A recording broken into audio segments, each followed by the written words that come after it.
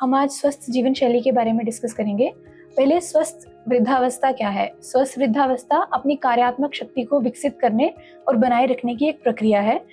जैसे अपना रोजमर्रा का काम कर पाना, अपना जीवन में आने वाली हर तरह की कठिनाइयों और शारीरिक, मानसिक, सोशल सब तरह की प्रॉब्लम को इंडिपेंडेंटली हैंडल कर पाना और अपने जीवन पे एक तरह से अपना नियंत्रण रहना, इसी को स्वस्थ जीवन शैली या फिर स्वस्थ वृद्धावस्था कहा जाता है। हमारे एल्डरली में काफी तरह के चैलेंजेस उनको सामना करना पड़ता है, जो कि उम्र बढ़ने के साथ चैलेंजेस बढ़ते हैं, जैसे कि physical challenges, social challenges and psychological challenges. Physical challenges जैसे उम्र के साथ क्रॉनिक कोमॉर्बिडिटीज जैसे कि हाइपरटेंशन, डायबिटीज, ये सब बढ़ती हैं। इसके अलावा डायबिटीज और हाइपरटेंशन से होने वाली कॉम्प्लिकेशंस का रिस्क भी उम्र के साथ बढ़ता है। जैसे उदाहरण के तौर पर डायबिटीज से रेटिनोपैथी जैसे आंख का नजर का कम होना, नेफ्रोपैथी जैसे किडनी खराब होना एक तरह से डायबिटीज की कॉम्प्लिकेशन है, जो कि पेशाब में झाग आना इस तरह से आपके सामने प्रेजेंट कर सकता है। उसके अलावा पैरों में झंझनाहट और सुनपन रहना, ये भी डायबिटीज का कॉम्प्लिकेशन है।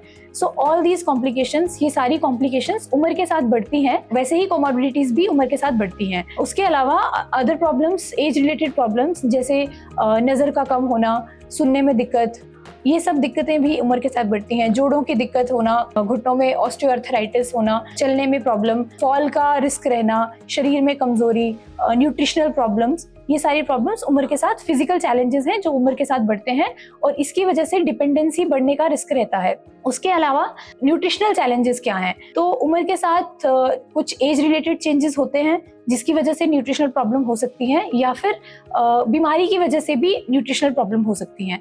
पहले हम एज रिलेटेड चेंजेस डिस्कस करेंगे जिसकी वजह से न्यूट्रिशनल प्रॉब्लम यानी पोषक तत्वों की कमी शरीर में हो सकती है, जैसे कि उम्र की वजह से टेस्ट कम होना, टेस्ट बड का कम हो जाना, सूंघने की शक्ति का कम होना, खाना बनाने में लिमिटेशंस, जैसे कि जो एल्डरली हमारे अकेले रहते हैं, बिल्कुल जिनके साथ कोई उनका रिलेटिव्स या उनके घर वाले नहीं रहते, तो उन्हें अपना काम खुद से करना पड़ेगा।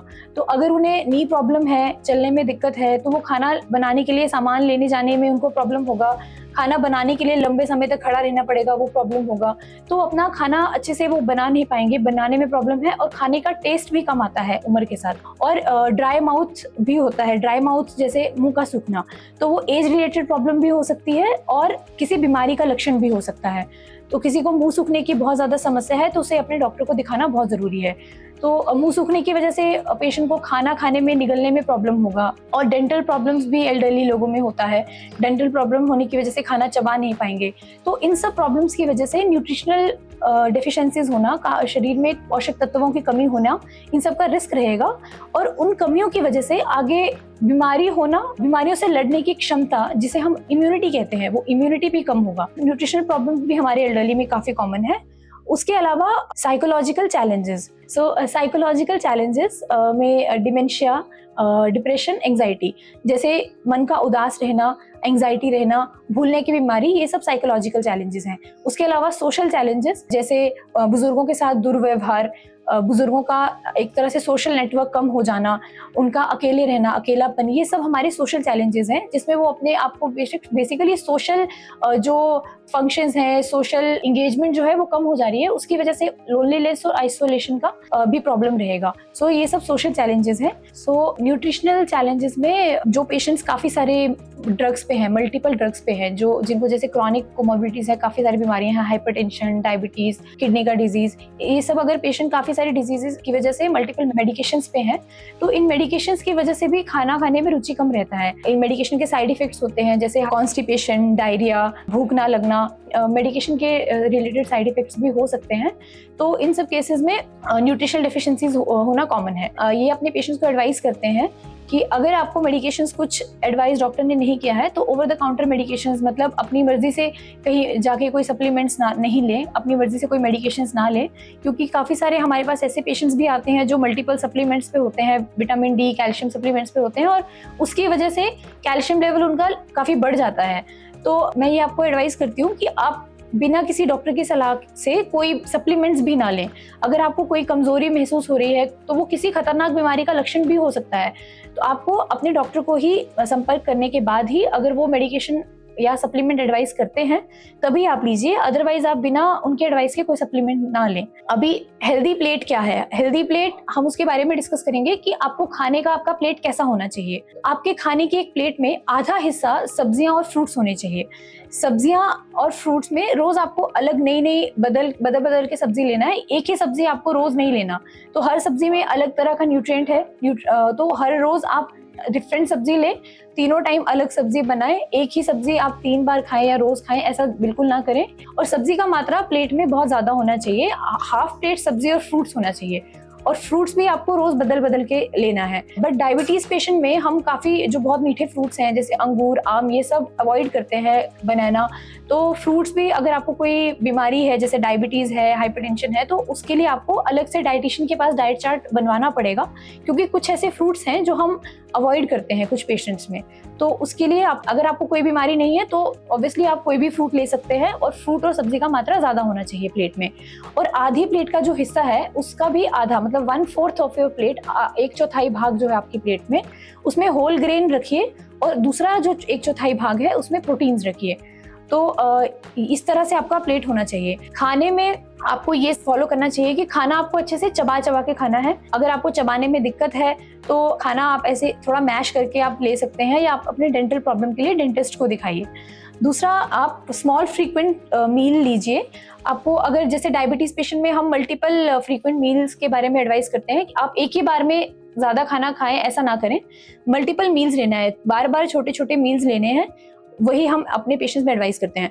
उसके अलावा अगर आपको हाइपरटेंशन है, बीपी का समस्या है, तो नमक कम खाना है। बट कई हमारे पास ऐसे पेशेंट आते हैं जो नमक तो कम खाते हैं लेकिन ऊपर से सलाद में ऊपर से नमक डाल रहे हैं, तो दैट इज नॉट एडवाइजेबल। आप उस तरह मत कीजिए, नमक कम खाइए, और साथ में सलाद में ऊपर से नमक नहीं डालना है। अचार और चटनी बिल्कुल अवॉइड करिए, क्योंकि उसमें अगर आप एक्स्ट्रा नमक ले रहे हैं तो खाने में नमक कम डालने का कोई फायदा नहीं होगा। तो नमक कम खाना है हाइपरटेंशन के पेशेंट को, और डाइट चार्ट आपको अपना डाइटिशियन से बनवाना पड़ेगा। अदरवाइज नॉर्मल पेशेंट्स में जिनको ये सब प्रॉब्लम नहीं है, हाइपरटेंशन, डायबिटीज नहीं है, वो तो हेल्दी प्लेट मॉडल मैंने आपको बता दिया, वैसे खाइए। और खाने में, और जो आप रात का डिनर लेते हैं उसमें और सोने में एटलीस्ट आपका 3 घंटे का गैप होना चाहिए। खाना अच्छे से चबा चबा के खाइए। खाना खाने से पहले और खाना खाने के बाद 1 घंटे तक आप पानी नहीं पिएंगे, क्योंकि आप पानी पीते हैं खाने के साथ, अगर आप एक्स्ट्रा पानी पी रहे हैं तो खाना डाइजेशन करने में प्रॉब्लम रहेगा। खाने के दौरान आप थोड़ा थोड़ा पानी ले सकते हैं, बट अवॉइड करिए कि आप ज्यादा पानी ना पिएं। इसके अलावा फिजिकल एक्टिविटी बहुत इंपॉर्टेंट है। आप रोज सुबह अपने शरीर को 1 घंटा फिजिकल एक्टिविटी करना है, जितना भी आप सक्षम है, जितना आपकी बॉडी आपको अलाउ करती है, आप वो करिए। फिजिकल एक्टिविटी में हमारे पास अलग अलग तरह की फिजिकल एक्टिविटीज हैं, जैसे एरोबिक एक्सरसाइजेस, स्ट्रेंथनिंग एक्सरसाइजेस और बैलेंसिंग, स्ट्रेचिंग। तो एरोबिक एक्सरसाइजेस जैसे कि भागना, साइकिलिंग करना, वॉकिंग करना, ये सब एरोबिक एक्सरसाइजेस हैं। इससे आपका स्टेमिना बढ़ता है और मांसपेशियां मजबूत होती हैं, बोन मास इंप्रूव होता है, मसल्स इंप्रूव होते हैं, हड्डियां भी मजबूत होती हैं। तो ये आगे फिजिकल एक्टिविटी में एरोबिक एक्सरसाइजेस। बाकी जो स्ट्रेंथनिंग एक्सरसाइजेस हैं, ये स्पेशली मांसपेशियों को बढ़ाने के लिए एक्सरसाइजेस होती हैं, जैसे कि पुशअप्स, पुलअप्स, सिटअप्स और स्क्वाट्स, ये सब स्ट्रेंथनिंग एक्सरसाइजेस हैं। उसके अलावा बैलेंसिंग एक्सरसाइजेस, जो कि शरीर में बैलेंस बनाए रखने के लिए जरूरी हैं, जैसे योगा हो गया, स्ट्रेचिंग एक्सरसाइजेस। सो हमारे पास हम already physical activity, type of physical activity का वीडियो बना चुके हैं।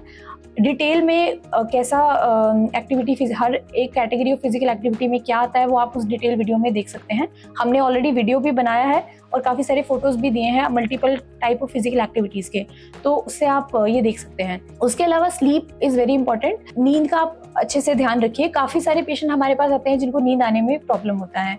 तो पहले तो आप स्लीप हाइजीन के कुछ रूल्स को फॉलो करेंगे। नींद की दवाई पे आप डायरेक्टली नहीं जाएंगे। पहले आप अपनी बॉडी को फिजिकल एक्टिविटी करिए, एक्सरसाइज करिए, अपना डाइट को प्रॉपर रखिए, ज़्यादा से ज़्यादा पानी पिए, और जो चाय आप लेते हैं उसको आप बंद कीजिए। मोस्टली जिनको नींद की प्रॉब्लम होती है, काफ़ी सारे पेशेंट शाम को चाय लेते हैं, तो चाय लेने की वजह से भी नींद आने में दिक्कत रह सकता है। तो आप शाम की चाय को बंद कर दीजिए। वैसे आपको चाय बिल्कुल अवॉइड करना है, अगर आप कर सकते हैं तो चाय को कम्प्लीटली अवॉइड कीजिए। मोस्ट ऑफ हमारे पेशेंट्स जो आते हैं वो चाय से अपने मॉर्निंग का ब्रेकफास्ट का शुरुआत करते हैं, तो ऐसा बिल्कुल ना करें, क्योंकि इससे आपको भूख नहीं लगेगा। ठीक है, तो आप उसकी जगह प्रॉपर ब्रेकफास्ट लीजिए और फिजिकल एक्टिविटी करिए। और खाना खाते समय आप टीवी ना देखिए, चबा चबा के खाना खाएं। और नींद के लिए आप डिनर खाने में और सोने में कम से कम 3 घंटे का गैप रखिए, तो उससे आपको अच्छी नींद आएगी। और खाना खाने के बाद, डिनर करने के बाद एटलीस्ट 30 मिनट्स का वॉक जरूर लें। अपने बेड टाइम पे आप फोन का या टीवी किसी भी स्क्रीन का यूज ना करें। और जब आप सोने जाएंगे तो आपका रूम में पूरा अंधेरा होना चाहिए, कहीं भी छोटी सी भी कोई लाइट नहीं होनी चाहिए, अच्छी तरह से साइलेंट रूम होना चाहिए। और किसी भी तरह के इलेक्ट्रॉनिक डिवाइसेस का यूज ना करें। तो आप ये सारे, दवाई से पहले ये सब लाइफस्टाइल मॉडिफिकेशन कर सकते हैं जिनको भी नींद की प्रॉब्लम है। अगर उसके बाद भी आपको नींद की दिक्कत रहती है तो आपको अपने डॉक्टर से कंसल्ट करना चाहिए।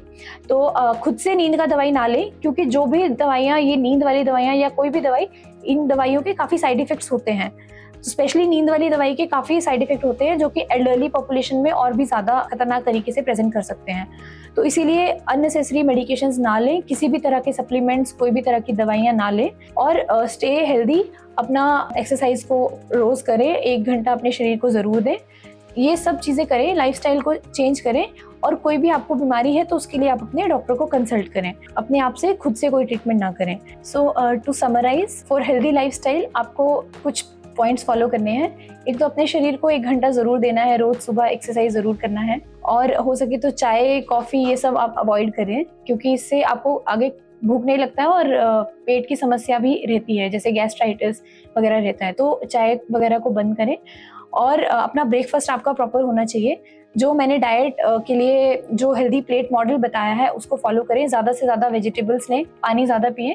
और अगर कोई ऐसा पेशेंट है जिसे पानी पीने के लिए मना किया है डॉक्टर ने, जैसे हार्ट फेलियर का पेशेंट है या जिसको किडनी का प्रॉब्लम है, दिल का कोई समस्या है, तो वो अपने डॉक्टर से कंसल्ट करने के बाद ही, अपना पानी का स्टेटस उनसे जानने के बाद ही पानी उसके हिसाब से पिए। बाकी लोग ज़्यादा से ज़्यादा पानी पिए, फिजिकल एक्टिविटी करें और स्लीप प्रॉपर लें। अपने खाते समय अपने टेलीविज़न या स्क्रीन वगैरह का यूज़ ना करें।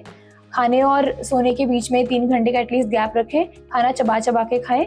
और कोई भी अगर आपको प्रॉब्लम है, फैटीग रिलेटेड कोई भी प्रॉब्लम है, तो अपने आप अननेसेसरी मेडिकेशंस ना लें, डॉक्टर के पास जाने के बाद ही मेडिकेशन लें। टू समराइज, अगर आप ये कर पाएंगे तो इसी तरह से आप अपना हेल्दी लाइफस्टाइल भी मेंटेन कर पाएंगे। Okay, thank you.